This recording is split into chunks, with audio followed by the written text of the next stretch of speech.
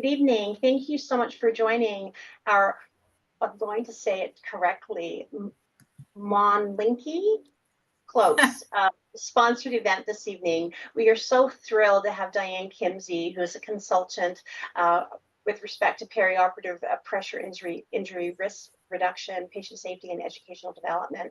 Diane comes to us with much experience, so I'd like to do a brief bio review for her before I hand it over. Diane has been a registered nurse for over 48 years. She's always been working in the acute care area. Her roles have included float nurse, staff nurse in the operating room, specialty team coordinator, nurse manager, and director of perioperative services, perioperative educator, and laser safety officer. I think really you've truly done it all, it sounds like. Diane is a legacy member of the AORN, having been a member for over 48 years. That's incredible. Congratulations, and held office at the local level. Diane has presented in the areas of perioperative pressure injury risk reduction, both nationally and internationally. She has also presented many posters and has published many articles for nursing journals, including the AORN Journal, which is so well done.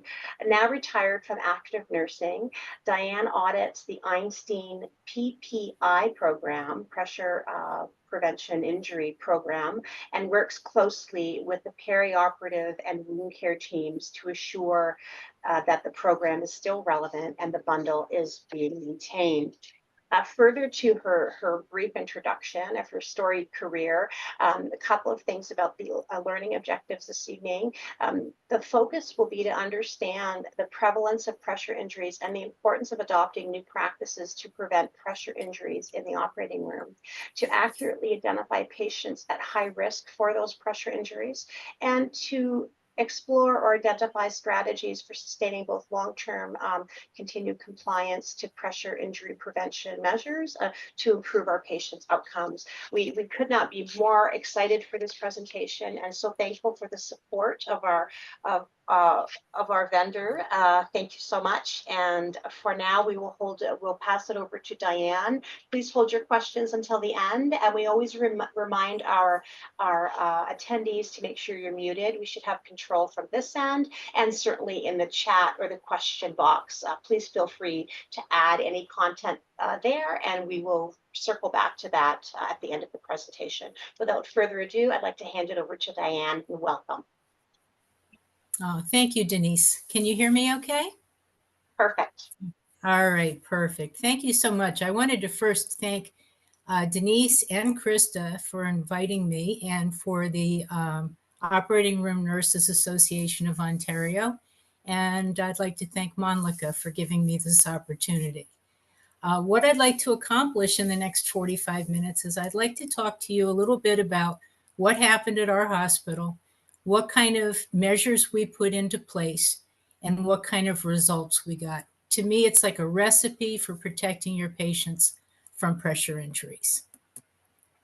Next slide, please.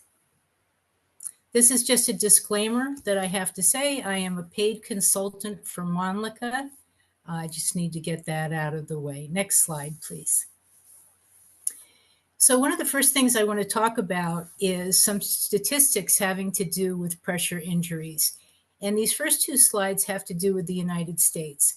In the US, about 2.5 million patients per year are affected by pressure injuries. And of those 2.5 million patients, about 60,000 of them will die as a direct result of complications of their pressure injury.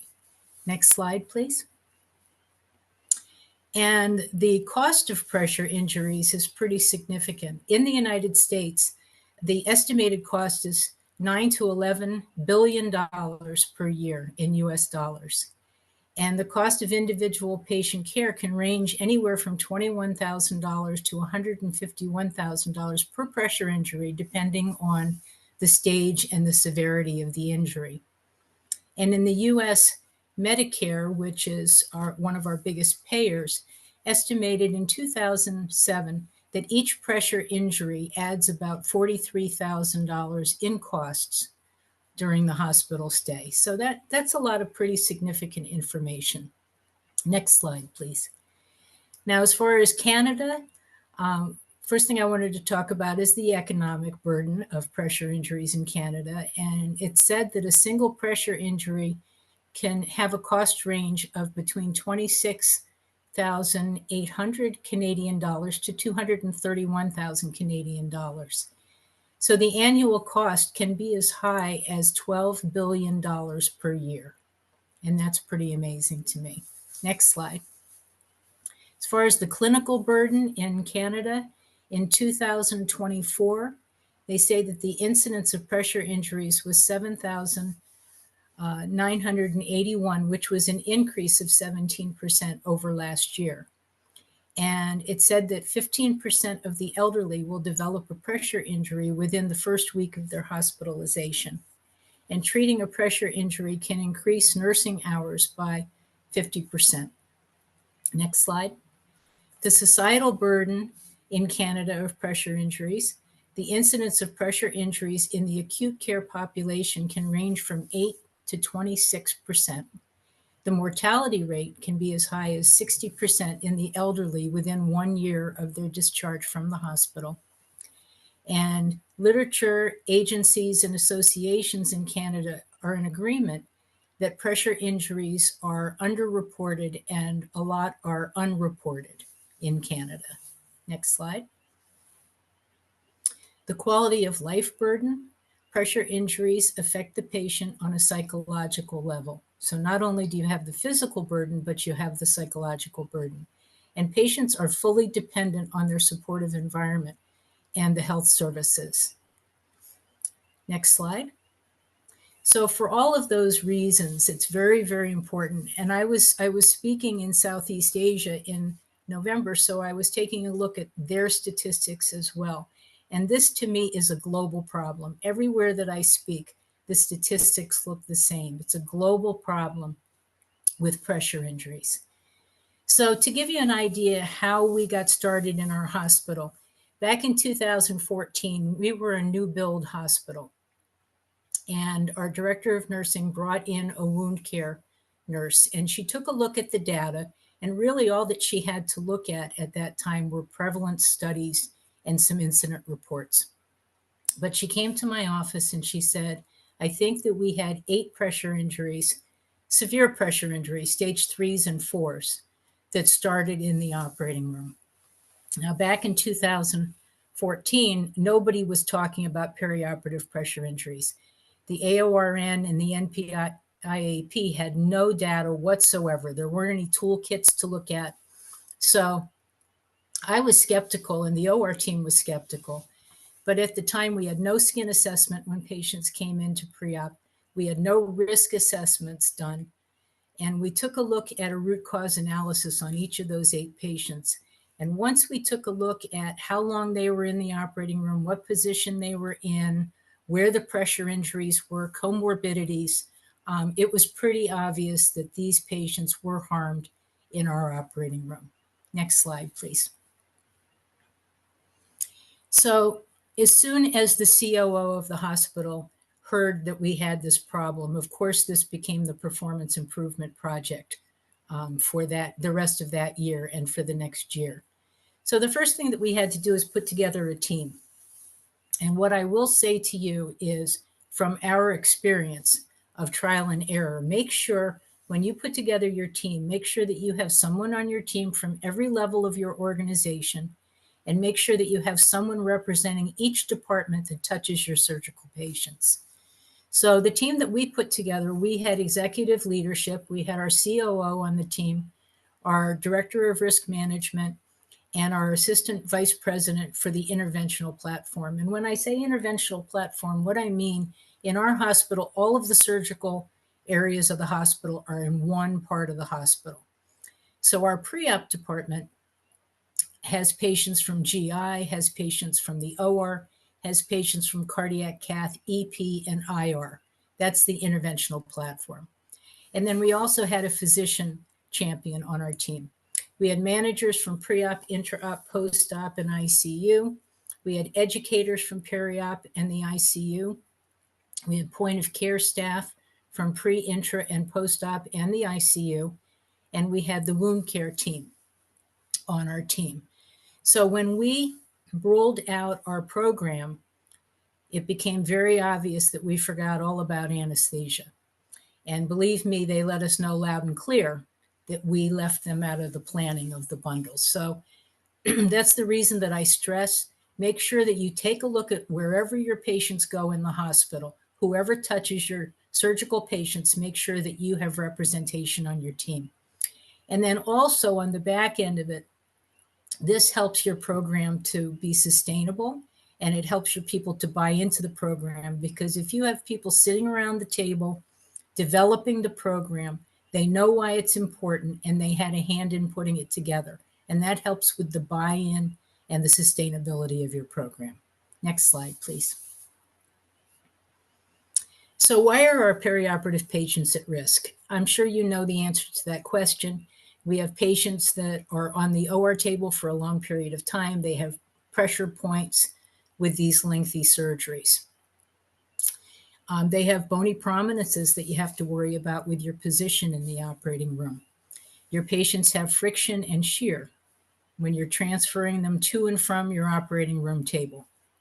And your patients are sicker than ever. At least ours are. They have significant comorbidities. But to me, the most important reason that our patients are at risk in the operating room is because they cannot advocate for themselves. And by that, I mean you bring them in the operating room very quickly, you put them under general anesthesia, or you heavily sedate them, and they can't tell us if they're uncomfortable. They can't tell us if something is pressing. They can't tell us that something is pinching. So for that reason, it's very important that we have to advocate for them, and we have to make sure that we take the time to position them properly and to make sure that they are protected with prevention products. Next slide, please. So one of the things that I think is most important is knowing the evidence on your products. And the reason that this is so important, someone at some point is going to have to sit down with the senior leaders in your organization, and they're going to have to ask for more money because these products cost money. So when I sat down in front of my COO, I needed to know the evidence for two reasons.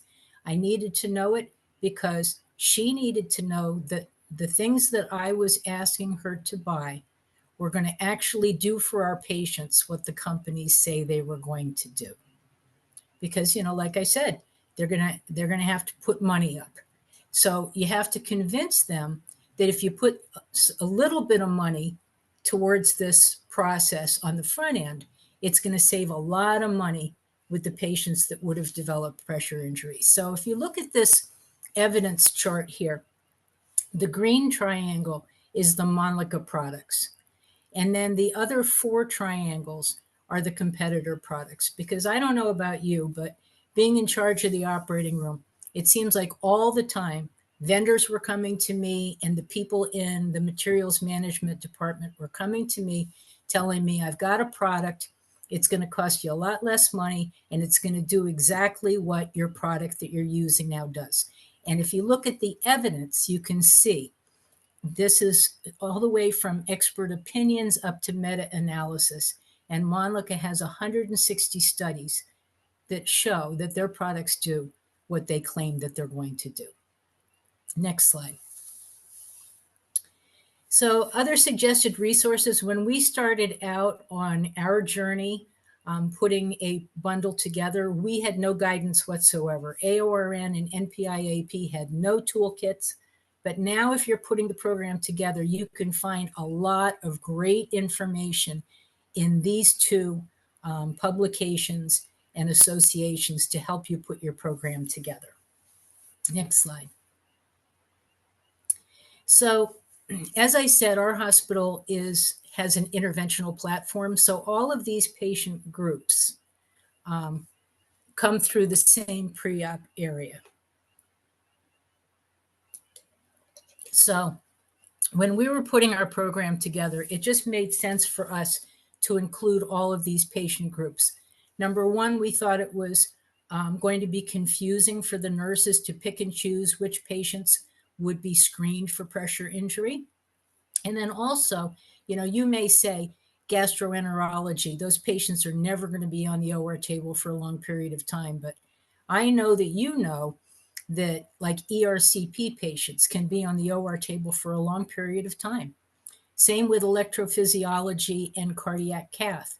Those patients may not be in the operating room for a long period of time, but then they have to go to the recovery room and they're in the supine position again, same pressure points, for long periods of time before they can take those catheters out. So not only be thinking about how long your patient's going to be on the OR table, but be thinking about how long they're going to have to remain in the same position. Next slide, please. So pre-op risk factors, we talked about immobility.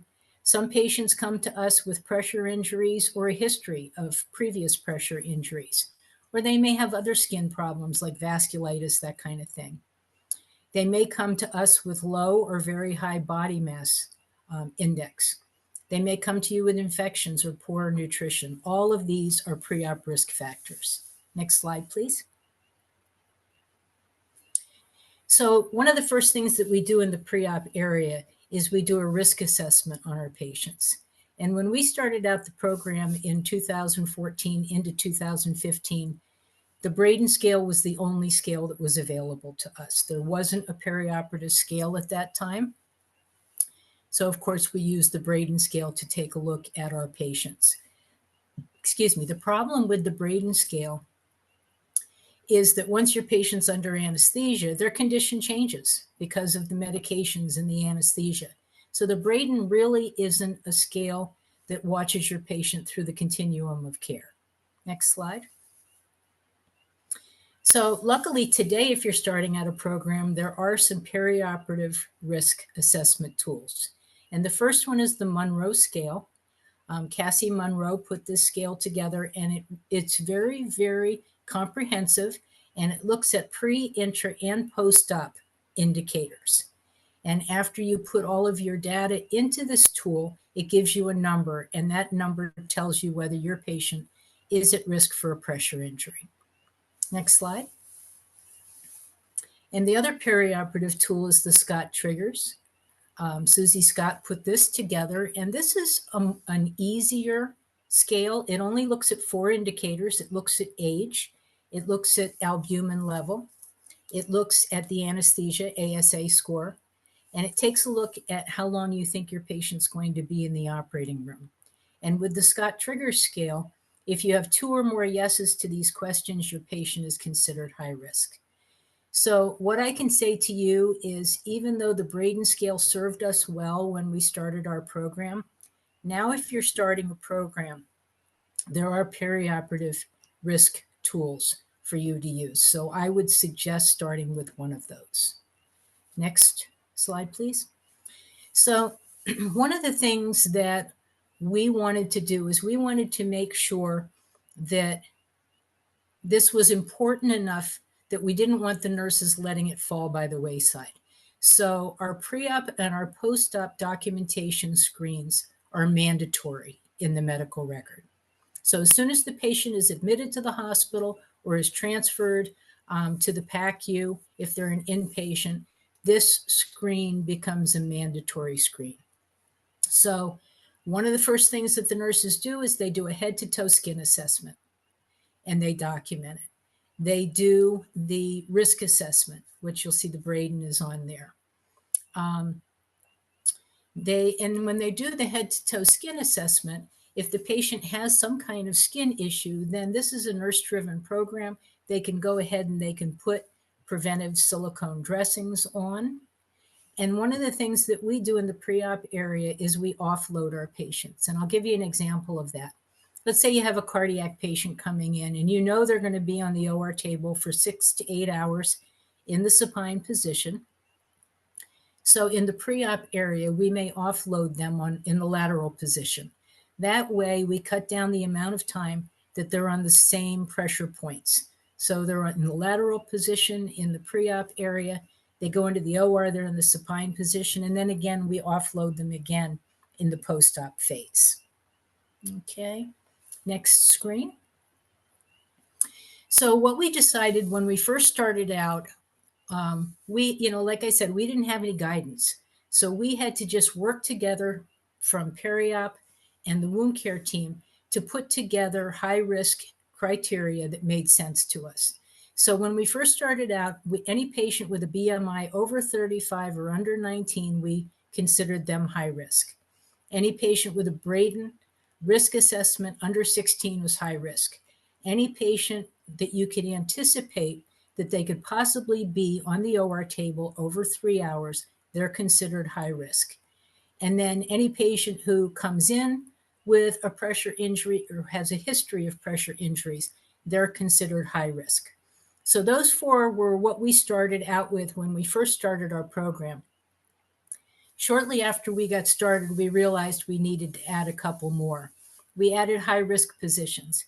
And what I mean by that is, as an OR nurse, you know that patients that are in high Fowlers or a beach chair position, or patients who are in a lateral position or in a prone position, there's all sorts of risks just inherent in those positions. So we added those. Any patient in those 3 positions is considered high risk. And then we also added all of our direct transfers from the emergency department.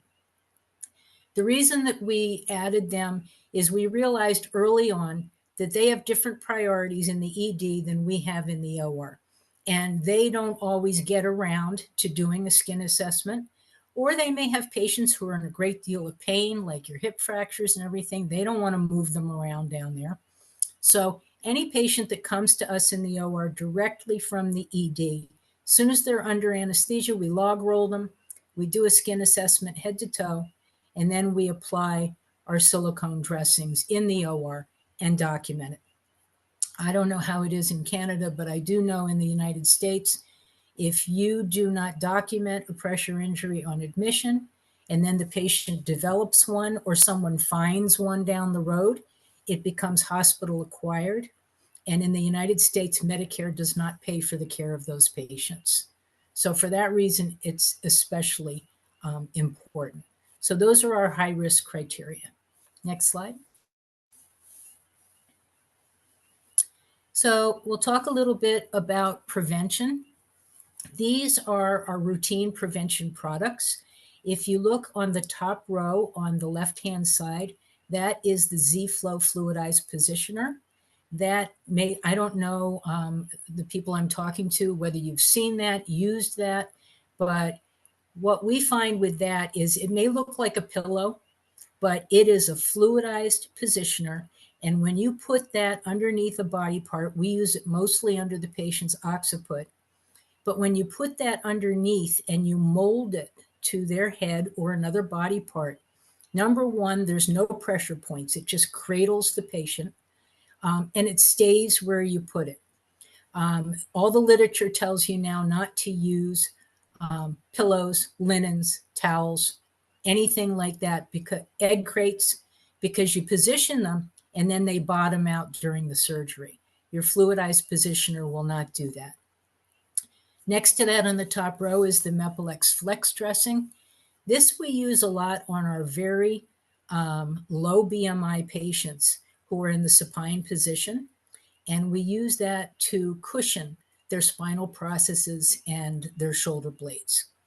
And then also on the top row is the Mepilex Heel. On the bottom row is the Mepilex Oval. That's used a lot the same way as the Mepilex Flex. And then the Mepilex Sacrum is in the middle. I think that is probably the dressing that people are the most familiar with. And then down on the right-hand side in the corner there are the Z-Flex boots. And I'll talk a little bit about them in the next slide. Next slide, please.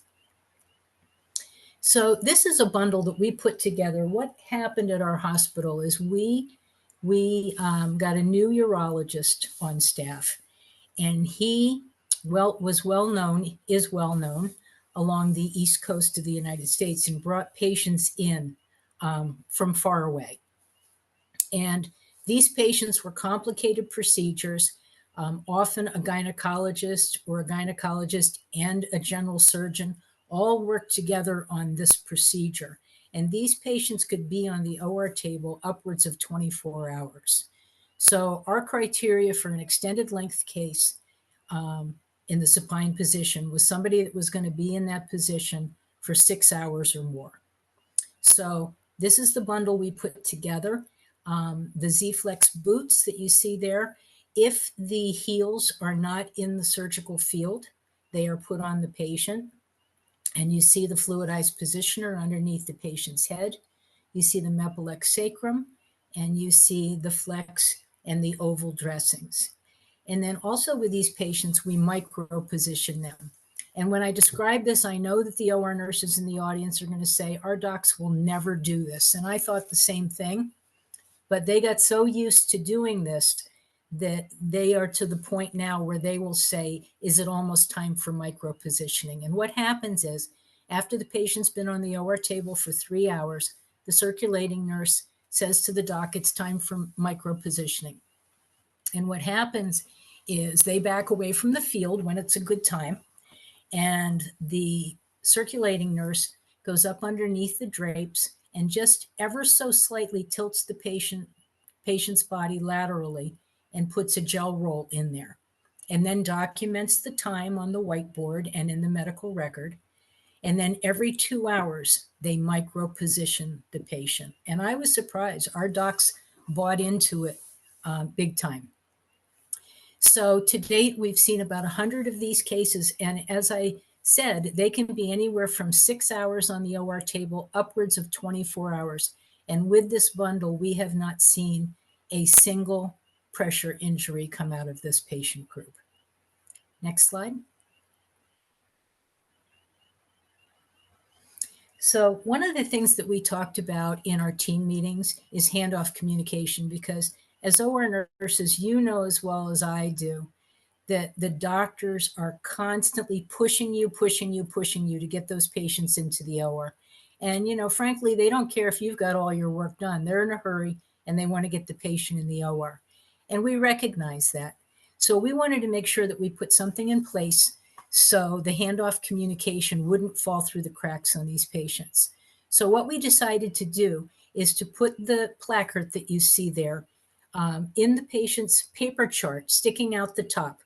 And then also, all of our surgical patients have blue bouffant caps on, and the patients that are high risk for a skin injury get a green cap. So that way, if the handoff communication is lacking or it doesn't happen at all, when the OR doors open and the patient is wheeled in, they see the green cap and they know that patient is at risk for a pressure injury. Okay, and then they start thinking about what they need to do as far as the bundle and the preventive measures. It's a very, very simple thing that worked very, very well, that visual cue. Next slide. So now your patient's in the operating room. You have intra-op risk factors.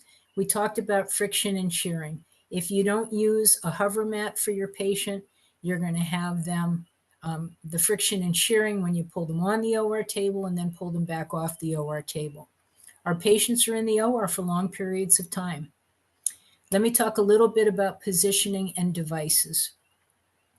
You know, we talk about pressure injuries and we talk about pressure points, but medical devices can also cause your patient to have skin injuries. I'll give you an example. We have a huge, no, huge is the wrong word. We have a large population of bariatric patients. And even if you have the extensions on the table, these patients are very, very wide. And I'll give you an example. The post from the self-retaining retractor. If your patient's thigh is up against that post and it's causing pressure and it's a long period of time, that skin can break down. Even something like a Foley catheter or an endotracheal tube, if it's causing pressure on the skin for a long period of time, it's going to cause the skin to break down. So please be aware with your medical devices. Your patients are sedated and under anesthesia. Vasoconstrictors can be used, and the patients can have low arterial blood pressure. Both of those reasons decrease your blood flow. So for all these reasons, our intra-op patients are at risk for pressure injuries. Next slide. So now the patient goes to the post-op phase. As I talked about, this is a mandatory screen. So if your patient goes to PACU or if your patient goes to the ICU. Either way, the nurse is going to be mandated to do the screen.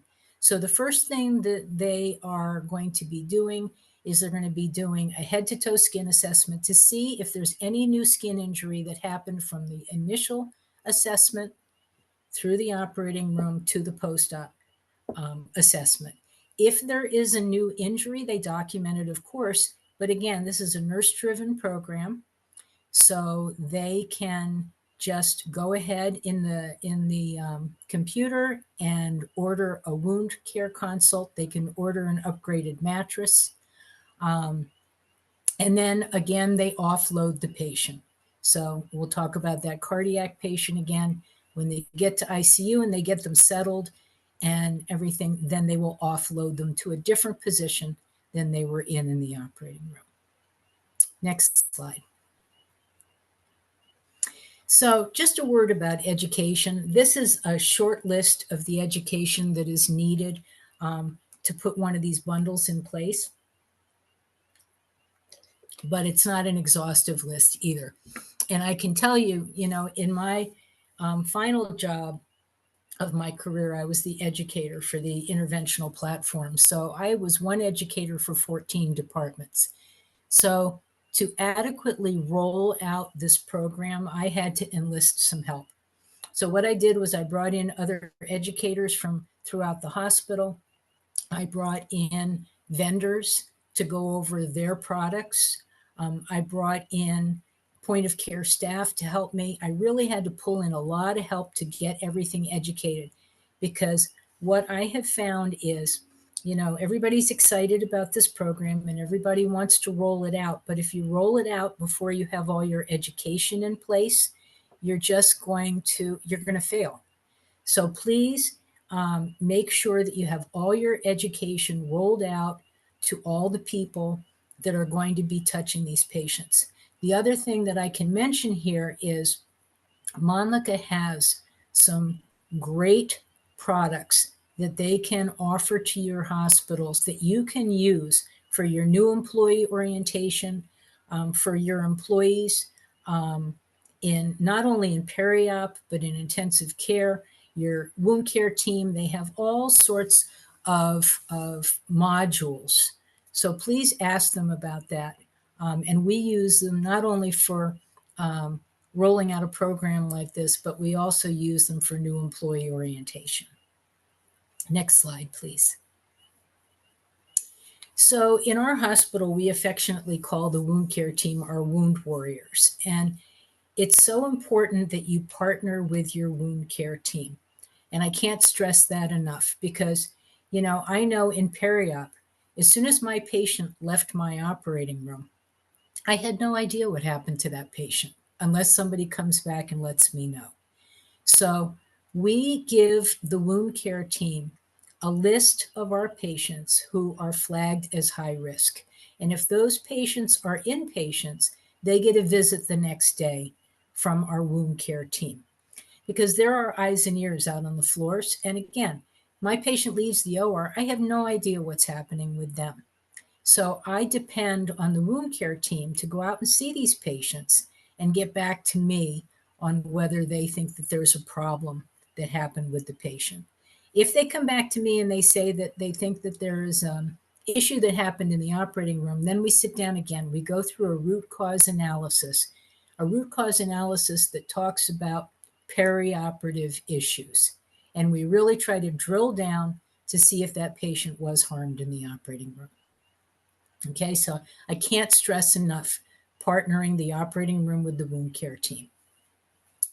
Next slide, please. So these are our results, and this is a snapshot of over 60,000 patients that have come through our bundle. So this, as I said, in 2014, there were 8 pressure injuries that were linked to the operating room. As we rolled out, or as we developed the program and rolled it out in 2015, we had another 8 pressure injuries. In 2016, when we were fully rolling on this program, we cut that in half to 4, and all 4 of those were heel injuries. So that's when we brought the Mepilex heel into our hospital. In 2017, we cut that in half to 2. The first one was a cardiac patient who had an occipital injury, and that was from those yellow donuts that anesthesia loves to put under the patient's heads. And every bit of literature tells you that you shouldn't be using those. And the pressure injury on the patient's occiput was the exact size and shape of that yellow donut that anesthesia likes to use. So at that time, we got rid of all the donuts, and believe me, they crawl out of the cracks and crevices in the hospital. You think they're all gone, and then they come back. But we got rid of all of those donuts, and we started using the fluidized positioner, the Z-Flow positioner, under the head of all of the patients that are going to be on the OR table over 3 hours. And then the second injury in 2017 was a very unfortunate case. It was another cardiac case. It was a man in his 40s that was morbidly obese. He was in the OR in the supine position for 8 hours, went to the ICU post-op, didn't do well, had complications, had to come back to the OR the same day. Was in the OR for another 6 hours in the supine position. He was discharged to the ICU, and this man was very non-compliant. He would not turn, he would not move, he would not get out of bed. He was resistant to everything that he needed to do. And unfortunately, he developed a stage 4 sacral pressure injury, and he ended up succumbing to complications of that pressure injury in his 40s. And, the staff was so upset about this, but could we have done anything differently? No, but it still happened at our hospital. But from that one in June of 2017 through 2024, we did not have a single pressure injury in our hospital under our bundle. Now, in 2024, this is a very important thing to talk about, because this one injury that happened at the end of last year was an occipital injury on a cardiac case. And when they did the root cause analysis, they found that anesthesia found one of those yellow donuts and put it under the patient's head. And it was an identical injury to the one that was in 2017. And the cautionary tale there is that as you go on with this program, people need to be looking at the patients.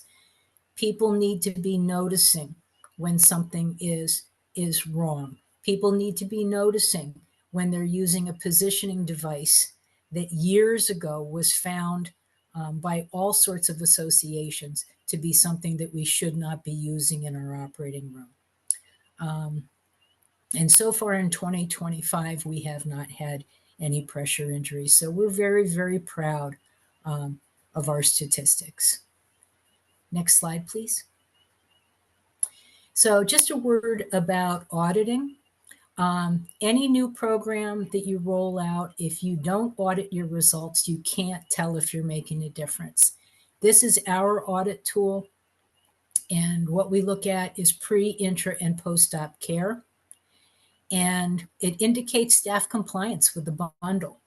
So when we first rolled the bundle out, we looked at 100% of our high-risk patients. And it took us about 2 months to get to 100% compliance. But during that first 2 months, we looked at these in real time. So we were able to go back to the nurses at the point of care and remediate and talk about the bundle.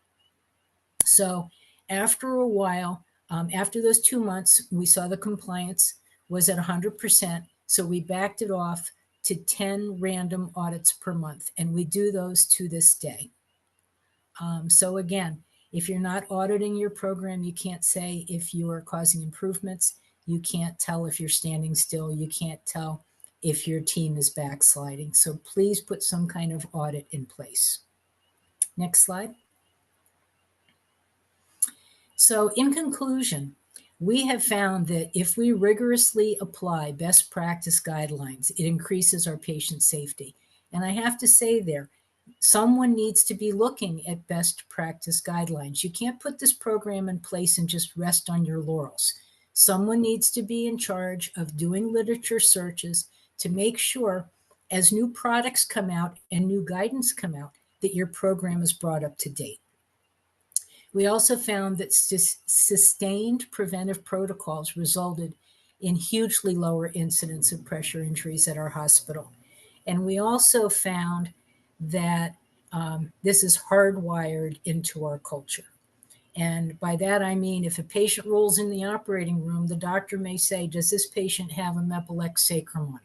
That's how invested in the program and hardwired in our culture. And it prioritizes patient safety. Next slide, please. So one of the things I was asked in Southeast Asia was, how do we overcome these obstacles? And I'm sure as I'm talking, you're thinking to yourself, boy, this stuff sounds like it takes an awful lot of time. And it does. And one of the first things that we did was we brought our patients into the pre-op area 1/2 hour earlier to give the nurses time to do what they need to do. We also put together carts, both in the pre-op area and in the operating room, that have everything that the nurses need right on the cart there, so they're not wasting time looking around. And then also we had the buy-in from upper level management. So if the surgeons misbehaved, if the anesthesia staff misbehaved, the senior leadership or the physician champion were right there to remind them why we're doing what we're doing. And after a while, once they started seeing our successes, we saw them buying into the program. The next obstacle is money. We know these things cost money. We know that we're constantly under attack from vendors bringing things in, saying that they're going to do the same thing. So it's important to know the cost transference of these, spending the money up front to prevent a big amount of money, and then also having the evidence. So when you sit in front of your leadership staff, you can talk intelligently about what these items are going to do for your patients. And then buy-in, as I said, have people sitting around the table so they'll buy into your program. And then sustainability. Next slide, please. Now, I don't know about you, but after being in the OR as many years as I was in the OR, you know, you have these new programs that people roll out and they're so excited about them. We always called them the flavor of the month, like ice cream, you know, and then 2 months down the road, these programs just disappeared and nobody knew where they went. This is too important to put it in place and then have it go by the wayside. So how we sustain our program is we have team leaders. We no longer have all those people sitting around the table. So we have one person in periop and one person in wound care, which are the team leaders. And they talk often and they review patients, and they are the people that make sure that everybody is continuing to do what they need to do with the bundle. You want to make sure that you continue having organizational support. And what we do is those results that you saw a couple slides back, we take that graph and we poster it everywhere all over the hospital as soon as we have a new one that comes out. We laminate them, put them in the OR, we put them in the recovery room, the pre-op area. We put them on the agenda for every meeting in the hospital, physician meeting, wherever we can possibly. We post them up in the C-suite where the COO's office is. That way we keep all the successes right in front of everyone, and then they will continue to buy into the program. Next slide, please. These are my references. I just want to point out the last reference on the list, and it's something that I'm very proud of. In October of 2019, I was able to publish this in the AORN Journal, and it was a 2CEU featured article. So that made me very, very proud. But the reason I point that out to you is if you really want to learn about this program in depth, the article tells you a lot of that information. It's hard for me to touch on everything in 45 minutes, but reading that article, you can see in depth what we did and what we got. Next slide. So that is all for my presentation. and I'm open to any questions that you might have. And thank you again for your time.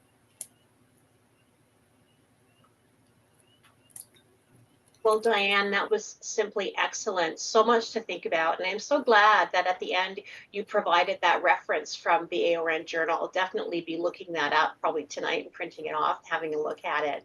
Lots of things to think about. I do want to comment, we've got people from all over the province and the country, so I'm pretty happy with the broad representation here this evening. A question that came to mind to get things started while people are hopefully putting some things in the chat when you were talking about the interventional areas, and sometimes I think, well, some of the areas outside of the operating rooms have their own specialties, right? So they might have a critical care background, but it's really an intersection between perioperative nursing and critical care. Often they're sedating patients, et cetera, where you don't have an anesthesia provider per se. And so I always question, how do we build supports within those teams?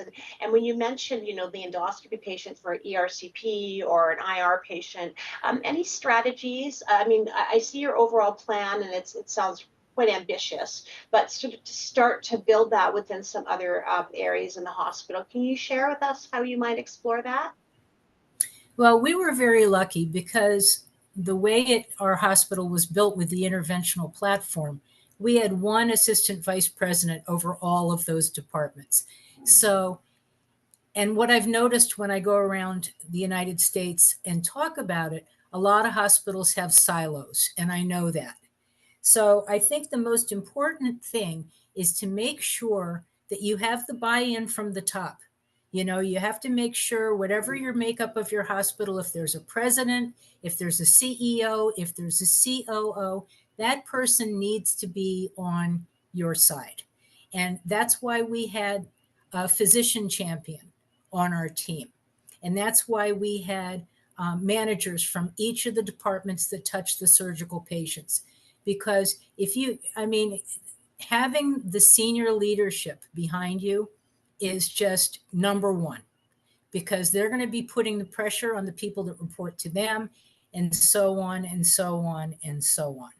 So I think that's where you need to start with it. But please don't forget to invite anesthesia. I heard about it for months. So.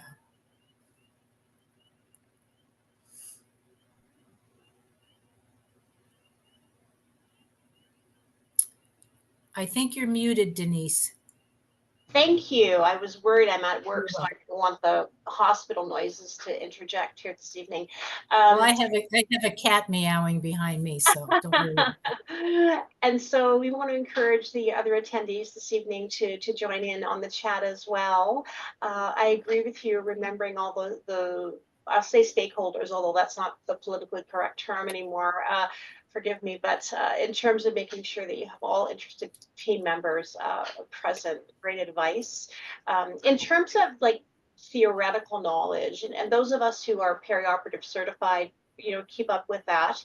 And we have ongoing education, wondering if you could recommend anything with respect to that didactic piece prior to a hands-on. I think that's really important as well, in addition to the data to support the practice changes. Any comments there?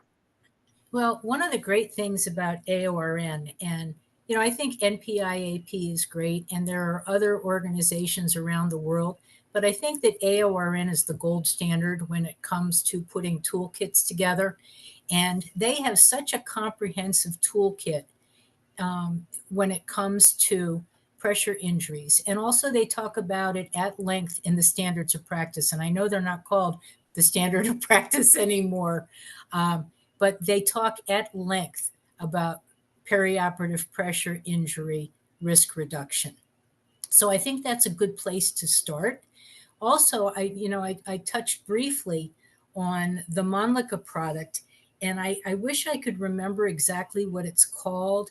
But I'm sure the local reps can fill you in on that. And they have all sorts of comprehensive modules.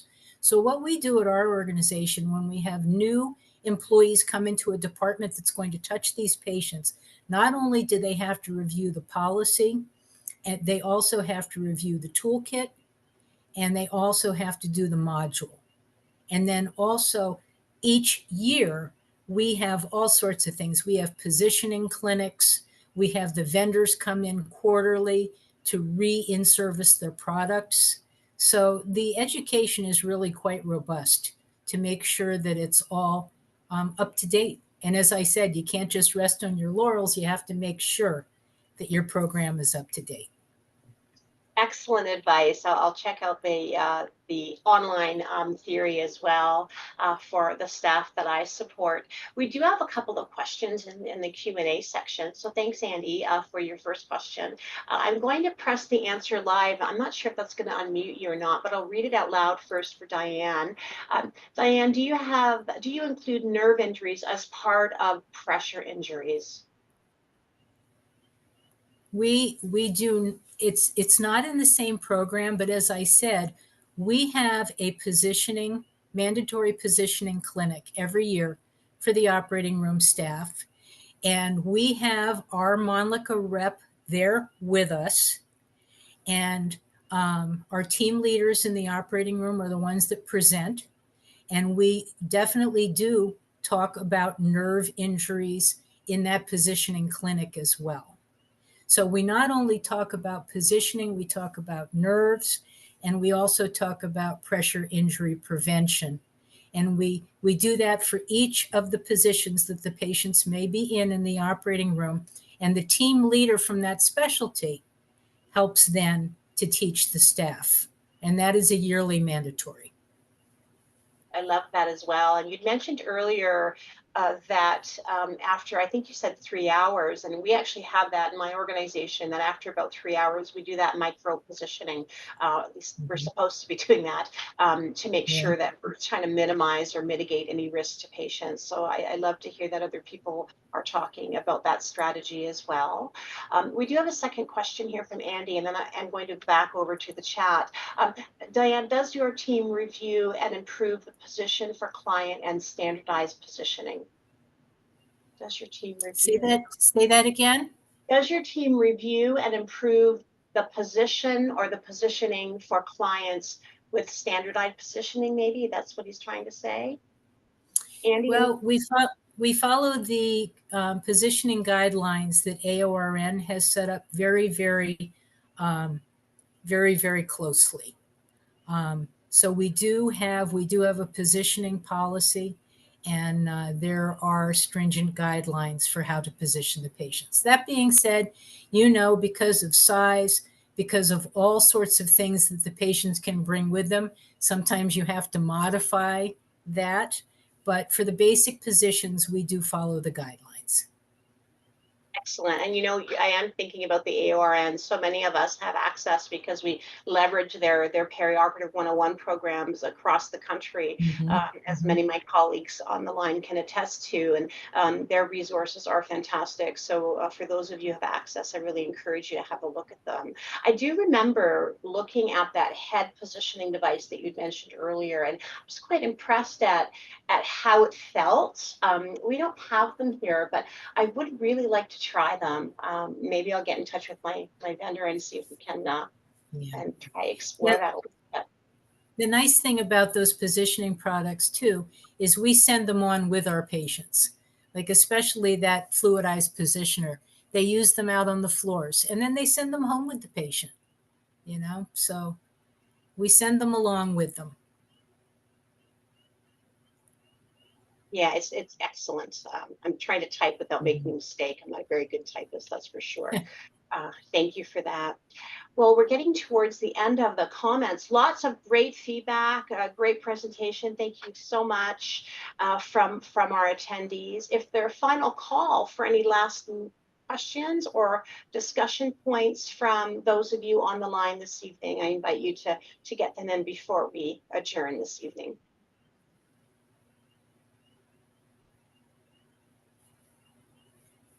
Okay, well, that went by really quickly, too quickly. It sure did. I have to go back and look at this video recording. It will be archived on the ORNAO website, and I encourage everybody to follow up and look at your AORN publication, which is quite an accomplishment. So congratulations. Thank you.